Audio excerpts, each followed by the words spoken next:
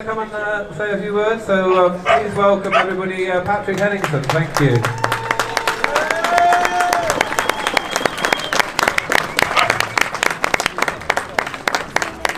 So yeah, obviously some of the restrictions from the elite have been lifted recently, or some of the mandates. I'll be quite interested to hear what you've got to think about that, whether that really is COVID over and we're all back to normal, or whether we can expect some more shenanigans further down the line. Over to you, Patrick. I think I know the answer.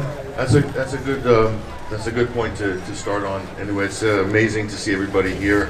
I just got back from Northern Ireland this weekend, and we had events in Belfast and Derry as well, and it was amazing.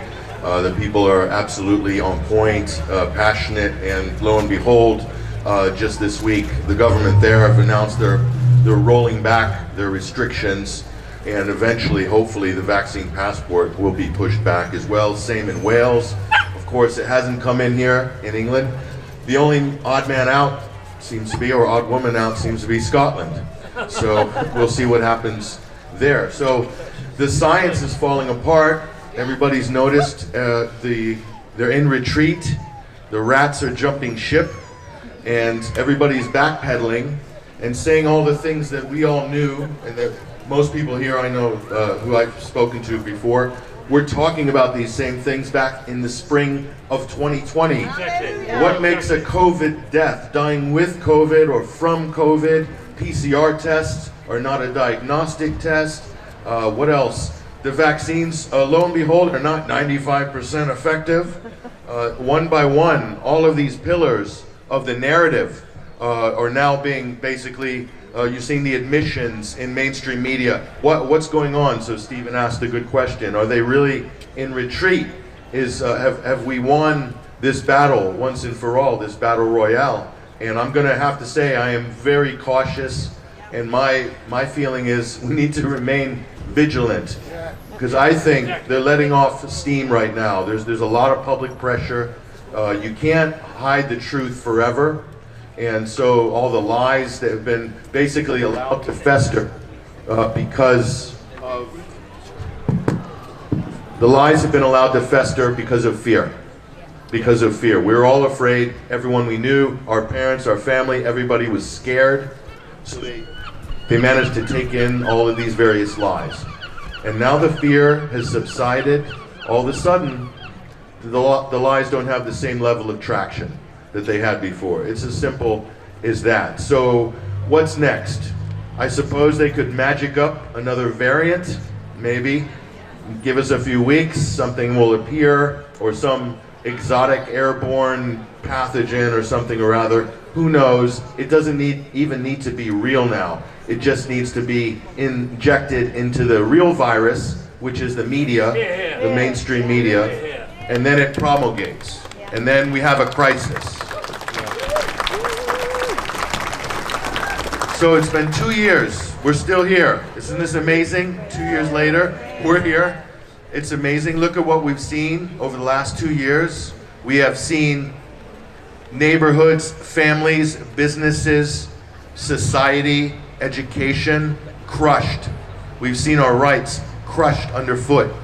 We've seen children made to wear masks in school. We have seen mandatory vaccine policies for what is still an experimental pharmaceutical product. That's not my hyperbole, that's just a fact. And we're told borders closed. We're told that was because of a virus. It wasn't because of a virus. A virus didn't do anything that I just said. Every single thing I've said, from lockdowns to social distancing to vaccine mandates, it's all because of one thing: government policy, decisions by bureaucrats, corporate policy. That's what caused every single thing that I've just said. They'll want to gaslight us to tell us, oh, it was the pandemic. Oh, it was the virus. What a shame that COVID came in the spring of 2020. COVID didn't do any of those things. Those are all policy decisions. And that's the most important point, that the establishment, if you will, the media, all the stakeholders, the pharmaceutical industry, they don't want you to zero in on that reality. Because when you start thinking about that, you start asking questions. And I always said, we have proof that that's the case. We did a little social experiment with 10.5 million people. We had a control group in Scandinavia called Sweden. They didn't do any of these crazy medieval policies, and they didn't have the massive Armageddon of COVID deaths that all the geniuses at Imperial College told us that was going to happen. It didn't happen. So that's proof positive right there. That should have been the end of discussion. But no, they steamed ahead because they had to roll out the product.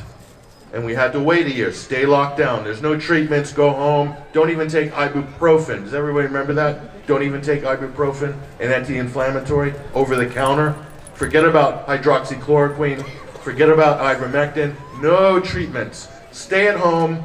Show up if your lips turn blue. We'll throw you on a ventilator and who knows what else after that. And wait for the vaccine. When the wonder vaccine comes, we will all be liberated and you shall have your freedom. But we'll only do it for the vulnerable. Don't worry, it's not for everybody. And trust me, we're not going to make it mandatory. We don't do that. We're a free country. We're a democracy. We don't do such things. Well. The game is over. The cards are on the table now.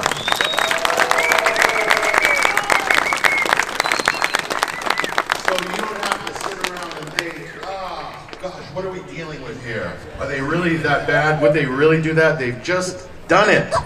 They've done it, so you don't have to worry about what you're up against. You know what you're up against. And you know what? We didn't know that because we fooled ourselves. We thought, after the Second World War, we defeated fascism. And we won our freedom. And democracy reigns supreme. And we have rights. We have all of these things. We have just learned how fragile and how ethereal all of that is in the last 2 years. And we now know what our forefathers and their forefathers knew quite well indeed. When they woke up in the morning, they knew that those who ruled over them would just as soon take their liberties from them, take their rights, take their property, given just a sliver of a chance. Now we know that. We know how corrupt the ruling establishment can be, and we know what we need to do to stand steadfast and claim our rights to say no to invasions on our personal sovereignty. We know that now. So we've learned those lessons now. We know that this isn't a battle that you win and all of a sudden it's over. This is a generational, intergenerational battle that you have to always be vigilant, and you have to fight for your liberty, for your freedom, for your personal sovereignty. Always, we need to also hand that lesson down to our children and to their children as well. It's always going to be like that. There was never a utopia. That is one of the biggest fantasies that we've been led to believe in the modern post-World War II global world order. Yeah, so let's just end on a couple of important points, okay? Let's just remember something. The science, the clinical trials that we were told it's safe and effective. We're talking about the experimental pharmaceutical product line, okay? The vaccines, the jabs, the injections, whatever you want to call them. The clinical trials are meaningless. They are fraudulent on multiple levels. They are conducted by corporations that are some of the most corrupt institutions in modern history. Billions of dollars they've had to fork over for fraud in legal cases, for personal injury, and all of a sudden they've been bestowed this holy, godlike status that say, we've got the best people working on it, our fantastic pharmaceutical companies. And here's the clinical trials from Pfizer and AstraZeneca and Moderna, and it's absolutely beautiful. 95% effective, actually 97, and maybe 92 in some cases, but in the 90th percentile. We're very happy and pleased, said the government ministers. They deferred to their science advisors, and they believed every word of it. And you know why? Because pharma is very clever. They implanted their people in the highest levels of government, and the two chief science and medical advisors are from the pharmaceutical industry. That has really, if you boil it down, nothing to do with science as we know science to be a profound discovery of the natural world. They're in the world of pharmacology, and they deal in toxic waste, petroleum byproducts, and other toxic compounds, okay, that elicit some reaction when they're administered. And I'm not saying that all drugs are bad. Drugs save lives. But they have to go through a regulatory process that is well established, that we are trusting our governments to hold them to account, okay? So what's left now, we know this now, it's not 95% effective, and now the CEO of Pfizer, Albert Bourla, says actually the double jab doesn't actually protect you. That's a long way from 95% effective. Where's the press? Where are our public health ministers? They should be waving their hands saying we've been had. No, they're hiding right now.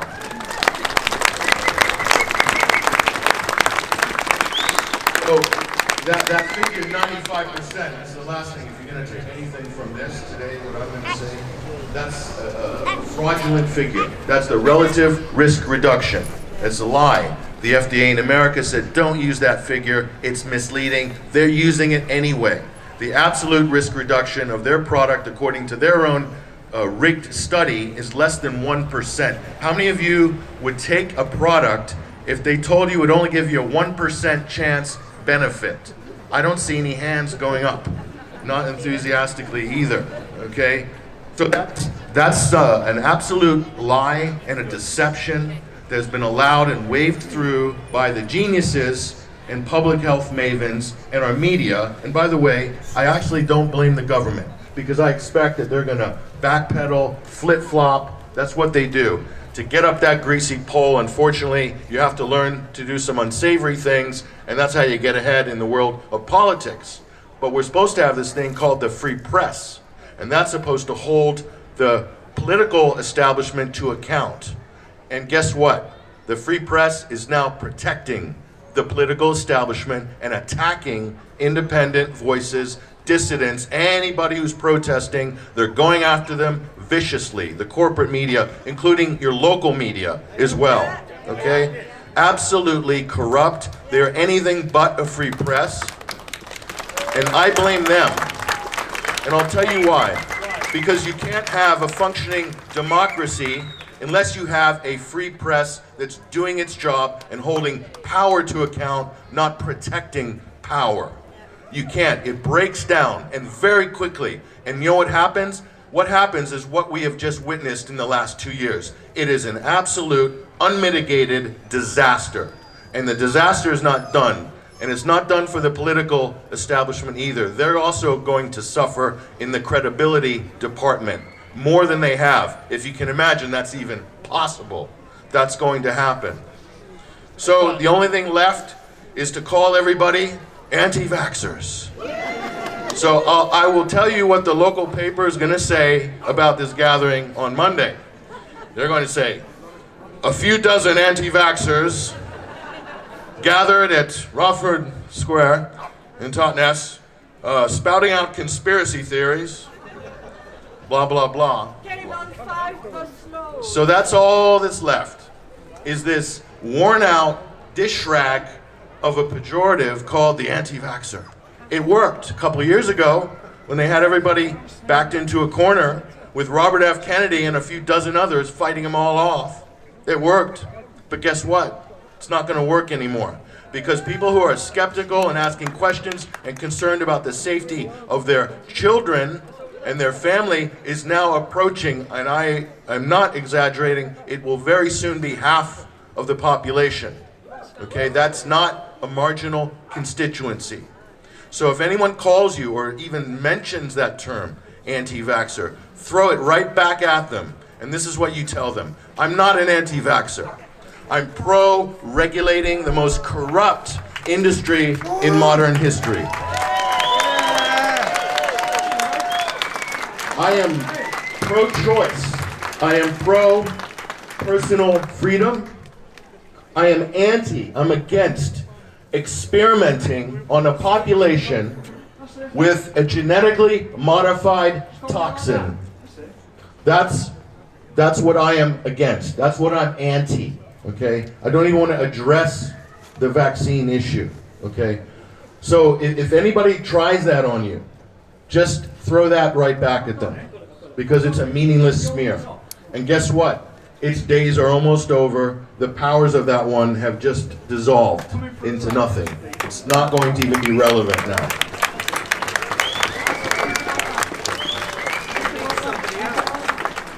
So, lastly, the most important thing as well is that we all recognize, we all support other people. Doesn't matter if they're left, doesn't matter if they're right, doesn't matter where they come from, doesn't matter what they do. If they share your common values of freedom, of liberty, and humanity, and personal sovereignty, and respect for other people's sovereignty, then you should support them. You should stand in common cause with them and be together. And we need to be united. It doesn't matter about the politics. I don't care what they think about the science, actually, either. All I care about is what the court should care about, is whether they're interested in your rights, your human rights, as an individual, as a family, as a parent.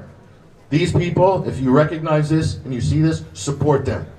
Support them. Put down your differences, put down your disagreements about whatever, and support them on that basis. We do that as a community, and then we have a very good chance of going forward in a better place than we have witnessed in the last 2 years. Thank you very much. Thank you, Patrick. Yeah,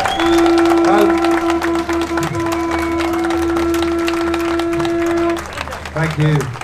So I just wanted to ask Patrick, government proposed new changes in laws that would prohibit protests like this from taking place. So for me that signals the underlying intentions of our government, which is extreme fascism basically, because if you get a government which doesn't allow its people to protest, they can literally bring in whatever they like, and the likes of you and me are banged up basically. So that I think is yet another thing that shows their cards basically. Their hand has been shown. This whole COVID thing has exposed the elite and the government for their intentions and their motivations. But can you just say a little bit about the Lords and the protests and where we stand now, Patrick? Yeah, this is probably the biggest threat of it all, and it really comes down to the fact that the establishment, people who are generally in power and intoxicated with power, cannot take any criticism or challenge to their authority. And because of that, they would like to shut down protest or discourse. They want to censor right across the board. They're doing that already with social media. They're doing that by shutting down public gatherings, which they will do if they declare an emergency. They will, they'll come and try to shut this down, take that PA system away. So the legislation, the anti-demonstration aspects of that legislation are hugely, hugely dangerous. That is actually a complete threat to anything that we even conceptualized as freedom and democracy in the past from this point, okay?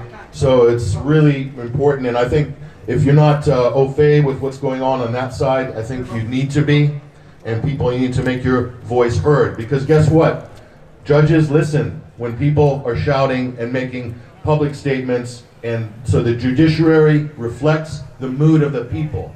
And if the people are silent, then you're going to have these things festering through the courts and these bills getting waved through by politicians who really, at the end of the day, could care less whether you are able to exercise your freedoms or not. Okay, thank you, Henison. Thank you.